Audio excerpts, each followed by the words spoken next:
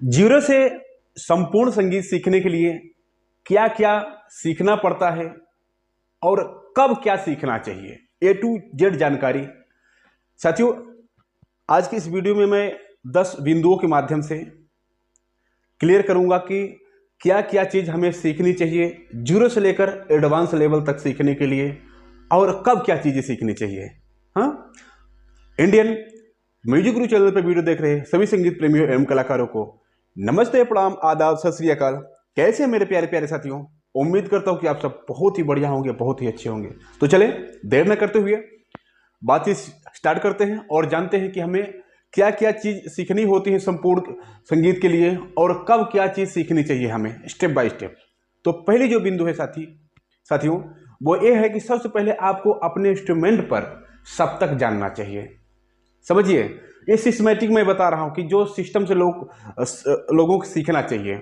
सबसे पहले आपको अपना सप्तक जानना चाहिए, चाहे आप हारमोनियम, कीबोर्ड, पियानो, बेंजो, बांसुरी जो भी आप सीख रहे हों, या सिंगिंग, गायन जो भी आप सीख रहे हैं, उसमें सबसे पहले आपको क्या करना है कि अपना सप्तक आपको क्लियर करना कि सप्तक मंद्र किसे कहते हैं, मध्य सप्तक किसे कहते हैं और तार सप्तक किसे कहते हैं। और उसमें भी आपको एकदम जो क्लियर होना चाहिए वो मध्य सप्तक, जहां से आप रियाज कर पाएंगे कि आपका मध्य सप्तक कहां है।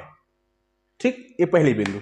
अब दूसरी बिंदु पर आते हैं साथियों। दूसरी बिंदु ये है कि हमें 12 सुरों का नाम मालूम होना चाहिए।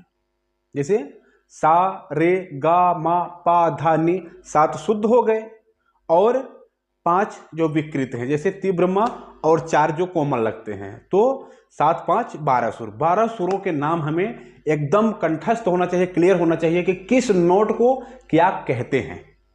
समझिएगा, किस नोट का क्या नाम है, ये चीज एकदम से क्लियर रहना चाहिए आपको।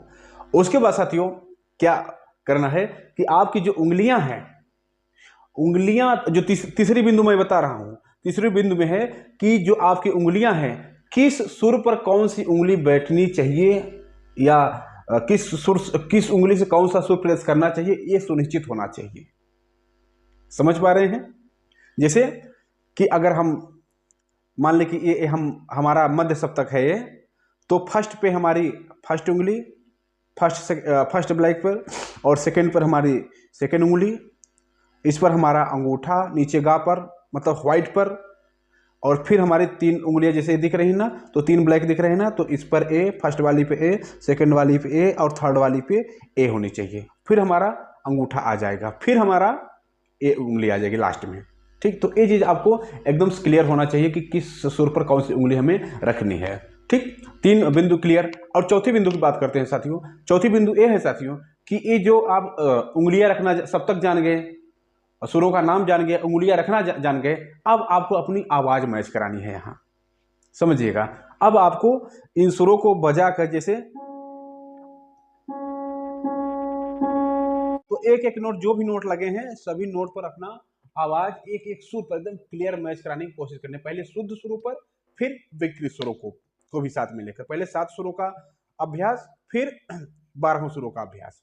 ओके, अब क्या करना है साथियों, आपकी जो 5वीं बिंदु है, 5वीं बिंदु पर आपको यह करना है कि जो आपके प्रारंभिक अलंकार हैं, एकदम सरल जो अलंकार हैं, जैसे सा रे, रे गा, गा मा, मा पा, पा धा, धा नी, नी सा, या 3-3 वाला सा रे गा मा पा धा, इस टाइप से। हाँ, जो भी प्रारंभिक अलंकार हैं उनको एकदम समझ समझ कर करना है, रट्टा नहीं मारना है। उन अलंकारों की जो दूरी है उसको कंठस्थ करना है। कुल मिला के अब मेरा संकेत ये है यहाँ पर कि जो आपकी ये बिंदु है, चौथी या पांचवी बिंदु मैं बता रहा हूँ ना, इसका काम ये है साथियों कि आप अलंकारों को करें और सुर ज्ञान करने की कोशिश करें। यहाँ पर देखिए, बहुत ही इंपॉर्टेंट ये बिंदु है।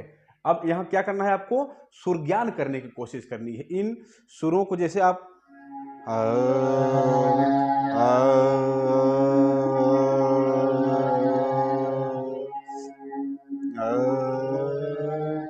ये सुर जो आप बजा रहे हैं ना, इन अलंकारों और सुरों के माध्यम से आप सुर ज्ञान करने की कोशिश करें कि सा से रे कितना दूर है, सा से गा कितना दूर है, इस तरीके से पहले शुद्ध सुर, फिर आपके जो विकृत हैं उनको भी तैयार करना होगा। और सुर ज्ञान करते करते, अलंकारों को रियाज करते करते आपको इतना ध्यान लगा देना है और इतने दिन तक इसे करना है कि एकदम से आप अल्टरनेट गाने लगे, यानी कि बगैर हारमोनियम बजाए भी कोई भी अलंकार कोई बोल दे, आप फटाक से पकड़ लें, फटाक से उसे गाने लगे। जैसे मान ले कि इसे सा मान लिए, तो सा, तो सारे गा रे गा मा पा धा नि सा नि धा पा मा गा रे सा। ऐसे बगैर बजाए भी आप करेक्ट सुरों को बोल पाए। जो अभी जो मैं बोला एकदम करेक्ट, जो ये सारे गा बोला ना, तो इनसे आप सुर मिलाएंगे मेरा तो एकदम करेक्ट बैठेगा। ऐसा होना चाहिए। सारे गा मा रे गा मा पा धा नि सा नि धा पा मा गा रे सा। हाँ, ये तरीका होना चाहिए। इस तरीके जो भी अलंकार, सरल से सरल, हार्ड से हार्ड, कठिन से कठिन अलंकार आप चुटकियों में करें बगैर बजाए। हाँ, अब आपको ये लगने लगे कि मेरा अलंकार जो है एकदम तैयार हो चुका है, अब मुझे किसी चीज की प्रॉब्लम नहीं है, मैं अपने अलंकार को ऐसे ही गा सकता हूं, चाहे जितना हार्ड रहेगा, चाहे जितने अलंकार। हाँ, ये लगने लगे तो अब आपको क्या करना है साथियों, अब आपको आना है थाट पे। लोग कहते हैं कि राग सीखना चाहिए, लेकिन मैं थोड़ा सा उल्टा बताऊंगा। क्यों, उसका रीजन भी मैं बताऊंगा क्यों क्यों मैं उल्टा बोल रहा हूं। देखें, आपको थाट करना चाहिए राग से पहले। क्या होता है कि दुनिया भर के जो भी गाने हैं या जो भी राग हैं, हमारे 10 थाट में से ही हैं। तो सबसे पहले अगर हम जड़ को सीख लिए, जिससे राग, सारे राग या सारे गाने उत्पन्न हुए हैं, उस जड़ को हम समझ लिए, तो सारे चीज उसी के अंडर तो आएंगे। तो सबसे पहले हमें थाट को सीखना चाहिए। अलंकारों के बाद हमें थाट पर आना है। और अलग अलग थाट में जो भी सुर, जो सुरों का कॉम्बिनेशन है 10 थाटों में, जैसे किसी किसी में एक विकृत लगा, किसी में 2, किसी में 3, किसी में 4, ऐसे विकृत सुर भी लिए गए हैं ना। तो उनका रियाज कर करके, जिस तरीके से आप अलंकारों का रियाज कर किए हैं ना, उसी तरीके से थाट का भी आरोह अवरोह करके समझ कर उनको भी बगैर बजाए बोलने की प्रैक्टिस कर लेनी है। एकदम से प्रैक्टिस कर लेनी है बगैर बजाए बोलने की। किसी भी थाट को कोई बोल दे कि आप फला थाट सुनाइए, ध्यान दीजिएगा, मैं राग की बात नहीं कर रहा हूं, थाट की बात कर रहा हूं। कोई भी बोल दे कि आप ये फला थाट सुनाइए, फला थाट का आरोह अवरोह सुनाइए, तो आप चुटकियों में यूं बोल दें कि देखिए ये फला थाट है, इसका आरोह अवरोह इस तरीके से रहेगा। कोई कहीं से भी उठाकर बोल दे। जैसे मान लो एग्जाम्पल के तौर पर अगर कोई बोल दे कि कल्याण सुनाइए, तो जैसे आप शुद्ध करेंगे तो शुद्ध में सारे गा मा पा धा नि सा नि धा पा मा गा रे सा, ऐसा ना। बट जब आप कल्याण थाट कर रहे हैं तो माँ को थोड़ा सा आपको चढ़ा देना है। कैसे, सारे गा मा, सारे गा मा पा धा नि सा नि धा पा मा गा रे सा, इस तरीके से हो गया। तो इस तरीके से सभी थाटों को आपको तैयार कर लेना है। अब उसके बाद आते हैं साथियों हम राग पर। अब हम राग सीखेंगे। क्योंकि हमें अलंकार तैयार हो गए हमारे, थाट तैयार हो गया हमारा, तो अब हम सीखेंगे राग को।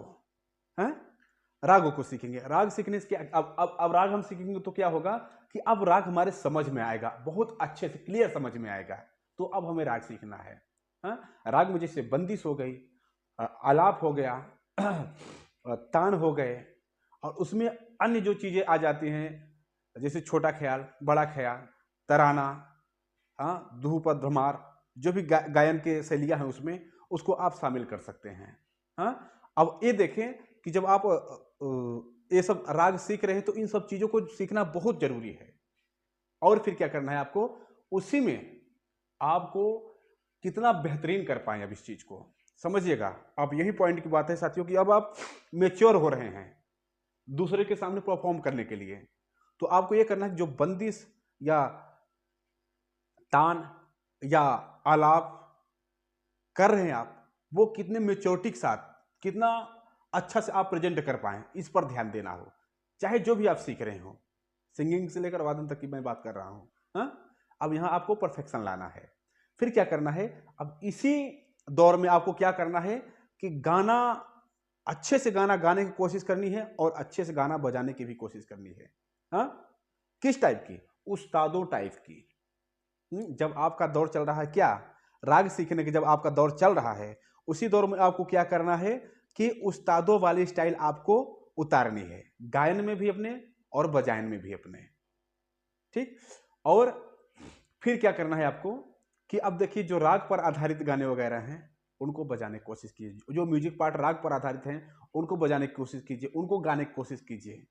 हाँ, और सबसे मेन चीज जो राग की पकड़ है या जो आरोह अवरोह है उसको एकदम कंठस्थ करें कि कोई भी बोल दे, कहीं से भी बोल दे, फटाक से आप राग का आरोह अवरोह और पकड़ बोल दें, उस पर आधारित गाने आपके दिमाग में फटाक से आ जाएं, आप 2-4 गाने भी बता दें फटाक से। हाँ, ये चीज। फिर साथियों अब हम आखिरी दौर में हैं, बताना चाहेंगे कि अब आपको क्या करना है कि अब अपने आप को एकदम जो कहते हैं ना कि धो मांझ कर, यानी कि अपने आप को एकदम क्लियर करना है, यहां पर पीट पीट कर एकदम से तैयार करना है आपको, तपा तपा कर अपने आप को तैयार करना है। किसके लिए? परफॉर्मेंस के लिए, मंच पर जाने के लिए, लोगों के साथ संगत करने के लिए। हाँ, अब यहां से आपका स्ट्रगल स्टार्ट होगा कहां? लोगों के बीच जगह बनाने के लिए। अभी तो आप सिर्फ सीख रहे थे, अभी तो आप किसी कोठरी में थे, अंधेरे में थे। हाँ, अब आपको कहां जाना है? अब लोगों के सामने आपको जाना है। हाँ, लोगों के सामने अपने खुद का परफॉर्मेंस देना है। तो क्या करना है? अच्छी अच्छी चीजों, अच्छे गायक को चुनना है, अच्छे गानों को चुनना है, उनको बजाने की प्रैक्टिस करनी है, गाने की कोशिश करनी है। और यही चीज एक और आता है साथियों, मैं लास्ट में ऐड कर रहा हूं कि जो भी संगीत के अलंकार हैं, जैसे खटका, मुर्की, गमक, मीन, जमजमा, हरकत मान लें, हरकत में तो सभी कुछ आता है, तो इन सारी चीजों का अभ्यास इसी दौर में आपको बहुत अच्छे से करना है? और उसके बाद फिर करिए कार्यक्रम अच्छे से, और जो भी करिए एकदम पूर्णता के साथ कि हो गया है, मैं इसमें कुछ कर ले रहा हूं। हालांकि संगीत है, इसका कोई अंत नहीं है, बट सुनने वाले को लगे कि हाँ ये कुछ अच्छा कर पा रहा, और आपको भी लगे कि हाँ कुछ अच्छा मैं कर पा रहा हूं, तभी अगला स्टेप लेना है आपको। ठीक, तो ये प्रोसेस है साथियों, जीरो से लेकर एडवांस लेवल या मार्केट लेवल या तो कहें मंच लेवल तक का सीखने का, सिंगिंग से लेकर और बजायकी तक का। तो उम्मीद करता हूं साथियों वीडियो बहुत ही पसंद आया होगा। इस वीडियो में इतना ही, मिलते हैं किसी और प्यारे से वीडियो के साथ। तब तक के लिए आप सभी साथियों, सभी दोस्तों से नमस्ते, प्रणाम।